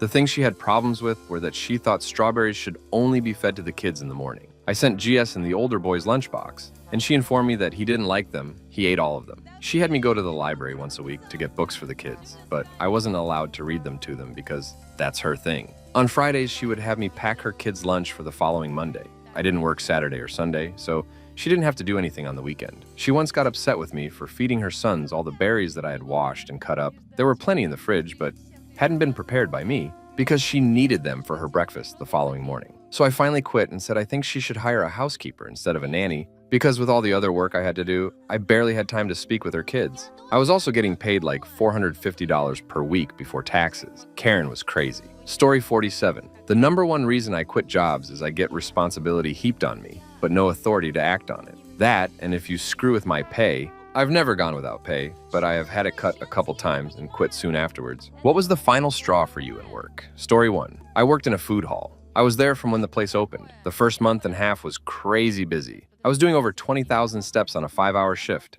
It started to calm down a bit, but it was still busy. A couple of months later, and all the other floor staff who started at the same time had quit from the stress. I'd proved time after time I was capable of floor management. I had good reviews from customers. I had repeat customers buying me food and giving tips. I got on with all the catering companies. Then they got a floor manager in from out of nowhere. He didn't like me from the start, and I have no idea why. Probably because he knew I was liked by the caterers or that I wouldn't sleep with him. He was a sleaze, married but flirting with all the females. He said that there was going to be a management meeting at the weekend, and it would be decided who would be supervisor/assistant floor manager. Everyone said I had it in the bag. One of the main catering managers even said that I should have his job, and there was no need for him in the first place. He gave the position to another girl who had been there less than 2 weeks. Nobody seemed happy about it. She sent me a message saying she was shocked it wasn't me. She didn't feel like she deserved it, but she took it for the extra money. Then he said he had took on another supervisor, so all shifts were covered. People started asking why I didn't get that role. He said he wasn't impressed with Sean with how I worked and he didn't understand why they liked me. Then my hours started to get cut. I'd gone from 25 to 6 in 3 weeks. By this time, my anxiety had kicked in badly. I've got bills to pay, so I'd gone to see my GP and got meds so I could sleep. I told someone in management above him what was happening, but they didn't seem to give a crap. A caterer even decided to drop his slot and go mobile, blaming him for it. Then I had a week with no hours on rota at all. That Friday I went in because I'd left a jacket in the staff room. Whilst I was there, one of the girls was asking me to cover her next shift. She'd booked a holiday for her cousin's wedding and still been rotas on. Obviously, I said I'd cover it. The floor manager refused to let me cover it. He told me to go home and that I wasn't needed that week. That's when I knew for sure it was time to go. I said goodbye to the other floor staff and the caterers, one of whom gave me half a chicken, rice, and fries to take home, and I walked. I loved that job till he started working there. None of the catering teams I worked with are still there. None of the floor staff seem to pass their probation period, and they are constantly hiring. Story 2. My last straw was GS and shortbread.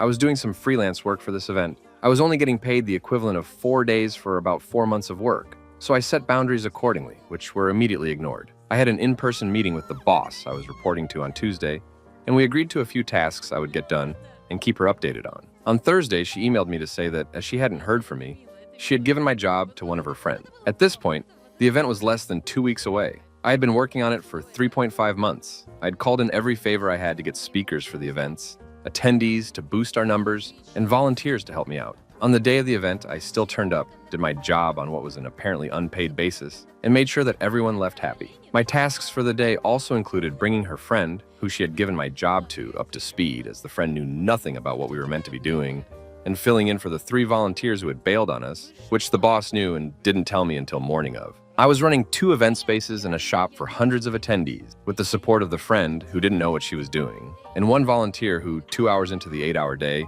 said she came to watch the talks and asked me not to call her unless I really needed her. Events still went off without a hitch, because I was doing the work of 3 people. Boss approaches me after the event, apologies for the earlier issues, and thanks and congratulates me for a job well done, then asks me to do it again next year. I have no intention of working with this woman again, but say I'll think about it. Then, a week after the event, I get an email from the boss saying I was very unprofessional on the day, and it reflected poorly on both myself and the event. What did I do, you ask? We had a green room for the speakers, where we had left tea, coffee, biscuits, fruit, etc. I left these items in the packets rather than spreading them out on plates. I have already begun speaking with every speaker and attendee who turned up on the day, just to tell them how the boss spoke to me. They have all said they will never work with her again. My initial plan was to just walk away and leave her to it. Now I'm burning all of her bridges over GS and shortbread. Story 3, 29th of March. I forgot to come out of an order for it to be invoiced. The deadline was 4 p.m. and we had a volunteer tree planting day. I knew I'd be back by 3 p.m. for that 30-second job. My line manager called me in the middle of briefing to order me back, then called the apprentice 5 minutes later to force him to bring me back at lunchtime, as he was the driver. I was fuming. Apparently she had done it to teach me a lesson. She herself was lazy. I held our team together.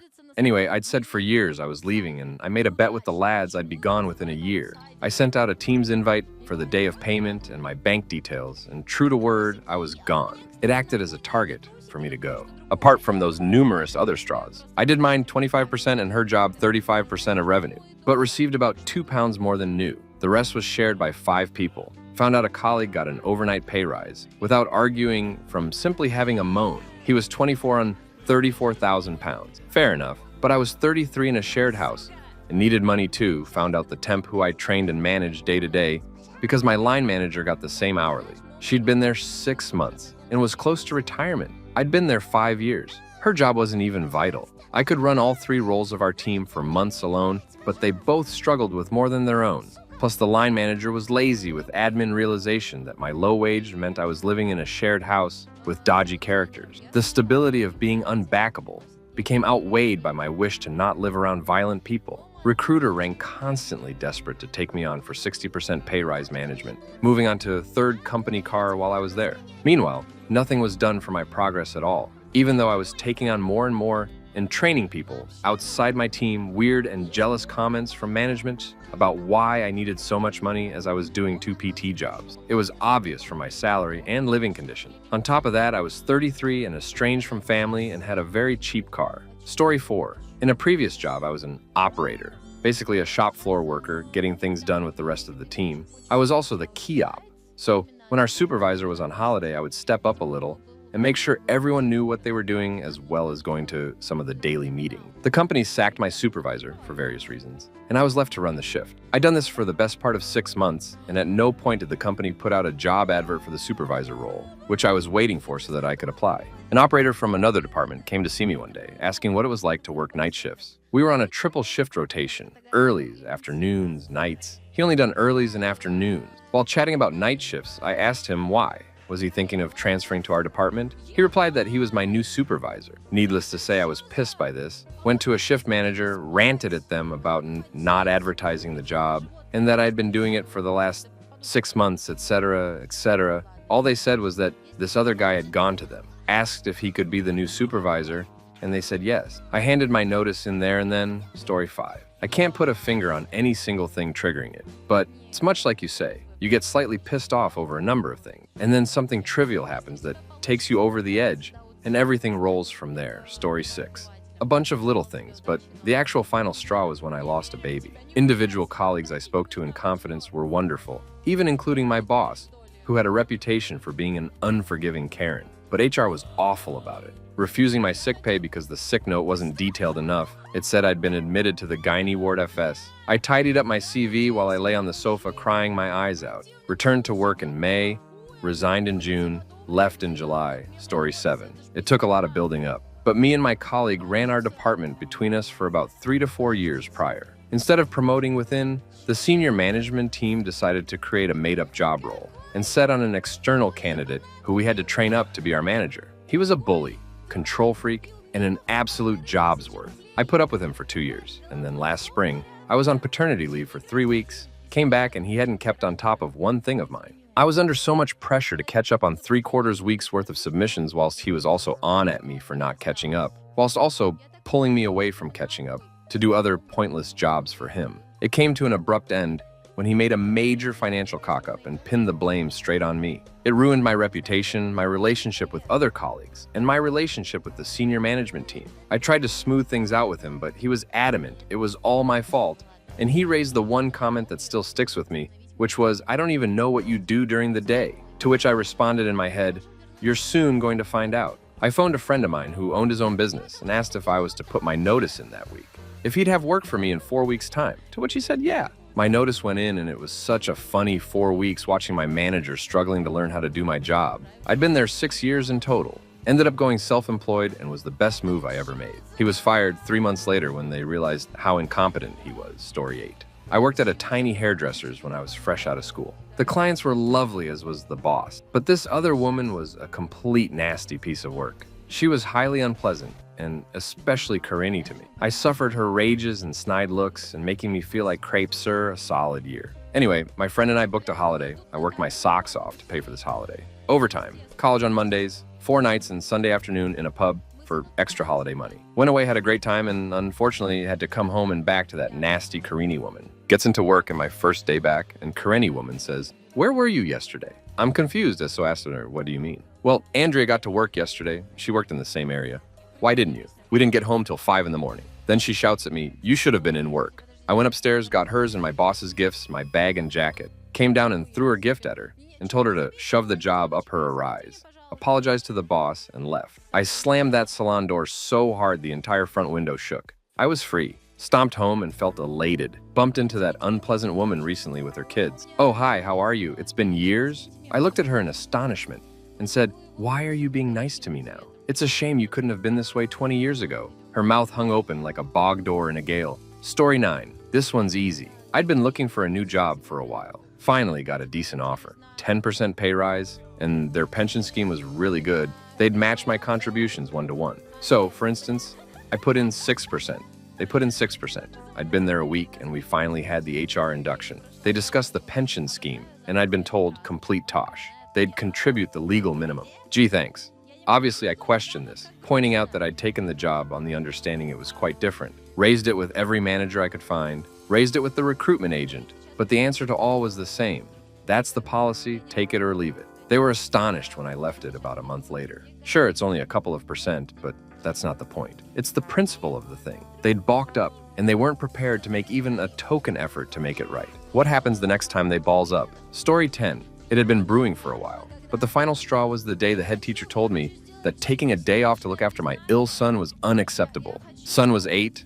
My husband was in India on a work trip, and both my parents and in-laws lived 40 miles away. I literally had no other option. Then she brought up my sick time. I was having a hellish time with migraines at the time, and I'd made sure to mention the migraines at my interview.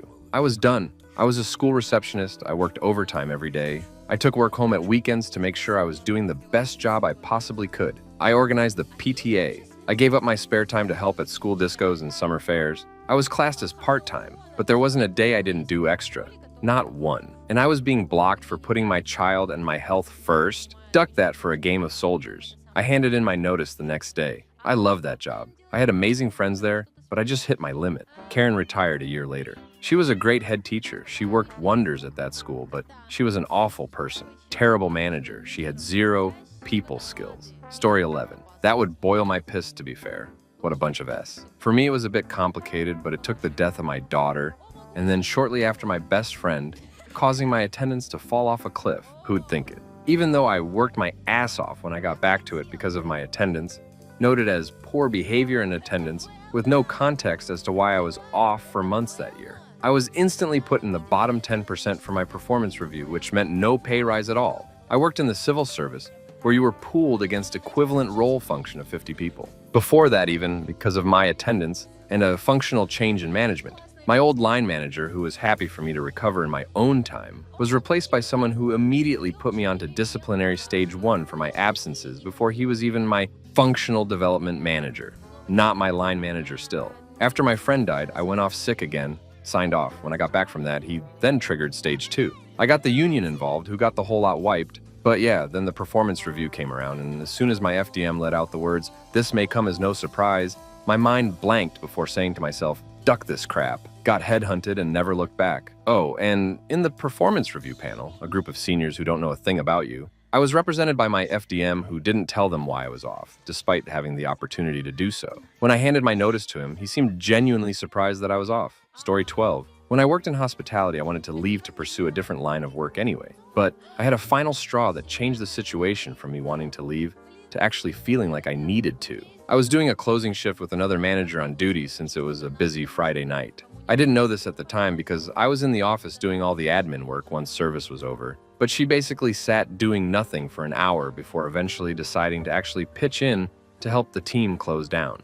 I didn't end up staying until the end of the close because I needed to be back in relatively early the next day, but all seemed fine before I left. Next day, I find out the team got out really late and actually made complaints about her doing nothing, because after I left, she sat at the computer pretending to do the admin work I'd already finished. She got pulled up on it by a senior manager, to which she lied and claimed to have done half of the workload with me. This was obviously infuriating, but the icing on the cake was the senior manager being too cowardly to properly reprimand her for it, despite him complaining to me about how lazy she was. Why stay somewhere where your boss acknowledges to you that your coworker does nothing? They claim credit for you work, which the boss admits he knows isn't true, and then this person faces no consequences? Story 13. About 10 years or so ago, I was paid to a really crepe CEO. He made no secret about the fact that he had a very few obvious favorites. And I'm not saying I wanted to be a favorite, but at least be treated like his actual paw. I was on the planning committee for our fairly big industry event and had been involved in at least 3 before my last. One of the other planning committee members had mentioned to him that she doesn't like getting the big thank you, flowers, etc. up on stage at the end of the night. So on the night of my last event, he made some comment in his speech about not being able to do a shout out to the planning committee, but then directly thanked only her by name. After all the hard work the whole committee had put in over the last 4 or 5 months, and me taking the lead on the whole thing, she liked to come in at the last minute and wave a clipboard around looking important. I quietly sank my vodka tonic, and a few more since it was an open bar, and started working on my CV a few days later. It took a lot of interviews to eventually get a new job, and between the event and putting in my resignation, I put in the absolute bare minimum required to keep my job. My boss didn't even bother to write in my leaving card or show up to my leaving drinks. Story 14. I'm 48 and a career project manager in corporate company. A few jobs ago was the first time I've mentally checked out of a job. As a PM, I have responsibility for others' delivery, but no actual authority over the people doing the work. Because of that, I occasionally need to escalate issues to the execs I'm delivering projects for. One project had an exec who was a bully. He had a lot of hangups and insecurities, which he acted out by trying to bully people. During a meeting, I was explaining a delay in the project due to the bully's team member prioritizing another project for another department, and the following word-for-word conversation happened. Me. And that's why I need to escalate this particular person's lack of prioritization of this work. Him. You just need to tell him to do it. Me. I see what you mean, but only you have final say in what he prioritizes. Him. Okay, what do you need me to do? Me. Decide if this project or another project is highest priority and direct your team member to work on that project. Him. I need you to write a one-pager for me on which project needs to be prioritized. That was the point that I checked out. Story 15. I started my current job, and not long after, my direct report was made redundant. It wasn't done in consultation with my boss, and he fought to keep her. After a while of me doing everything and being flat out, they admitted it was a mistake and said we could replace her. It took ages to get it signed off as they were trying to move the spend to the next financial year, etc. I got someone who he was basically rubbish and I was managing his performance. Constant mistakes, and I had to check all his work, which just gave me more work than not having him. My boss didn't help and said he basically didn't know what I did well enough to help manage him. Got someone else and who's been great. All was going well, then my boss left. The person temporarily overseeing us was rubbish. But it was only supposed to be a few months until they found a proper solution. I told myself it was temporary and cracked on. Turns out they've got rid of the same role again without understanding it. It's not a massive company either, so wouldn't have been a difficult thing to find out. Anyway, they've basically told me I can't drop anything despite having half the capacity. They've realized I do more than they imagined, including saving the company from other people's mistakes. They want me to do more at the same time. I have now lost all motivation. Story 16. A packet of crisps. Worked my butt off delivering a massive exhibition, which was a success in all measures. Even gave up a Friday/Saturday to be there and help with setup / the first day running smoothly. Way above my pay grade, but did a great job and thought it was appreciated. Drove home at stupid o'clock. On a Saturday night, I worked Monday to Friday office job and got caught in tons of traffic and wasn't home in time for tea. Stopped for petrol, considered getting a sandwich and thought, duck it, I'll grab some crisps and keep driving. Put the expenses through and my 1 pound 20 bag of crisps was denied by my manager because only evening meals were covered and that was a snack. Never loaded up Indeed quicker. Story 17. Manager repeatedly tried to get rid of me, even though I'm one of the best worker and everyone that I had worked with agreed that I was treated most harshly and unfairly than others. The constant bullying I had was a nightmare, and he was always having a go at me, but I needed the job and he had caused a lot of good workers to leave. I did extra hours and days. I did more than my colleagues. Final straw when the manager successfully managed to get rid of another employee who worked there longer than I had by constantly bullying and shouting at him. And I left shortly after when he started to becoming toxic towards me and before he could try to fire me. This person always hired younger people, but not all of them last more than a year. Crazy thing is that he had many complaints about him, even from employees from other branches, but nothing was done and his job was meant to be given to someone else who'd been in the company for years. I believe that he may know someone from above to get the job. It's been a year now. I'm still looking for a job. I don't regret leaving, and at least I have taken time off to recover from all that and feel like a human being again. Story 18. My first job at 18 was in an art shop. I didn't know what to do after A-levels, so it was meant to be a nice summer job while I worked things out. There was the usual dog's body work that no one else wanted to do, running errands on my lunch, which took up my lunch, cleaning as the owner didn't trust a cleaner in the shop. This was 1998 and I was on £2.50 an hour, but I knew it wasn't forever, so got on with it. One day I sold a painting which was £500. We had a commission book to put painting sales in. I'd been told it was so you'd get commission of 10% from it. I was over the moon, as £50 was a decent amount, until I asked how I'd get the commission. Would it be in the next pay or as a one-off bonus? I was then told it was the 2 managers and the supervisor who'd get it, each getting a third of the commission. So I was the lowest paid, did all the dog's body work, and yet they'd get commission for something they'd had nothing to do with. I may have been wet behind the ears, but I wasn't stupid. I applied for another job that night and thankfully got it. Handing in that notice was amazing. Story 19. After a host of events that showed they were going to be crap employers, my favorite boss of the partnership pushed me too far. My terminally ill mom had a fall after returning from her last ever holiday that I missed because my 0-hour contract shifts couldn't possibly be covered. She smashed her head open while on blood thinners and I went to AE with her and my dad at about 11 p.m. I texted my boss at 4 a.m. saying I didn't think I'd be able to make my 8 a.m. start shift and why. He didn't ask after her or me, just told me I had to get there as soon as I was available, as they couldn't manage without me. This was a coffee shop and I was the only full-time employee excluding the two owners, both of whom were millionaires. So being the naive, undiagnosed autistic young woman I was, I went in for the afternoon on no sleep and stayed late to make up for missing my usual shift. I even felt guilty for letting them down, as well as letting my mom by not being able to be with her yet again. Thankfully, the S went out of business after the pandemic, but I have never met people with such little empathy for others before or since. Story 20. 8 years I was at my old job and was there from the beginning when it was a small 4-man operation before we was bought out and the team grew to 30 members. I was the sole member of my design team that kept that side of the business afloat during COVID while everyone else was on paid furlough. I gave up 3 weeks holiday just to make sure people kept their jobs and the workload stayed constant. However, the final straw was I was quite ill, sickness bug, and requested to work from home, could not face the travel, and sat in a warm office all day. I was told you either take the day off sick or come into the office sick, so I chose to take the day off. I chose to go in the next day, still a bit rough, but I could manage it. A member of my design team was off, so I asked where he was and I was told, oh, he's sick. He's been working from home all week. Well, I kicked up a fuss about it and handed my notice in. I was also docked a day's wage for being off that day, even though no one else had been docked for being off sick during that month, story 21.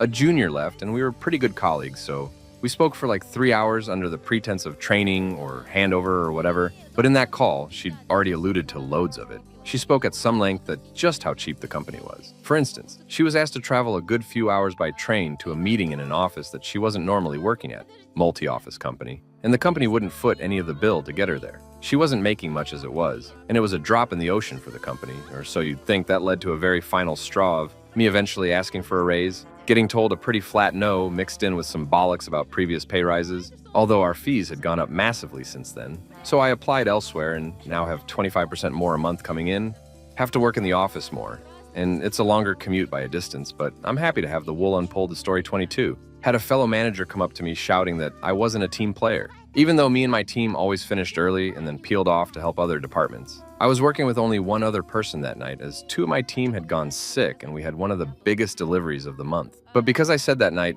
we wouldn't be able to help, we wasn't team players, even though he had seen us struggling and hadn't offered any help even when I'd asked. This was just the latest in a long line of the company just being selfish, arise holes, and other people just being petty. The following day, I went to see my sister, who got me a job in her warehouse, and went in that night with my letter of resignation, handed in my 4 weeks notice, and stepped down as manager with immediate effect. Every time I've left a job in the past, even up to the first few weeks after leaving, I've always had the nagging self-doubt, am I doing the right thing? From the moment I handed in my notice, all I felt was relief and comfort that the nightmare was coming to an end. Story 23. A previous job chipped me, and many colleagues, out of what amounted to a few $100 due to a change in policies, together with a derisory increase that year of something like 0.5% against 4% inflation. It meant I was effectively taking a hit, and the extra few $100 loss was just the icing on the cake. I pointed it out time and time again, and eventually HR said that they would give me a separate payment to make up for the few $100. But I would have to sign an NDA and could not tell anyone about the arrangement.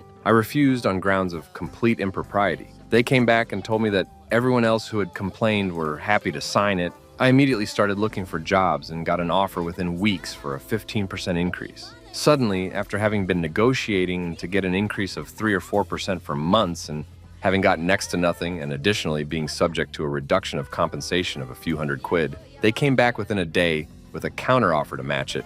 I told them not to worry about it. Story 24. Worked for 2 absolute idiot bosses. I was a department head and dual reported to ops and sales directors. Both were having a banana swinging competition using my mental health as the playing field. Enough was enough. Secured a new role, and roughly the same time I found out they were doing something that was against Ofcom regulations. So I walked into my MDS office on a Friday at 4, told them that they could all go duck themselves, those were my words, and that I wouldn't be working a notice period, and I knew what they were up to.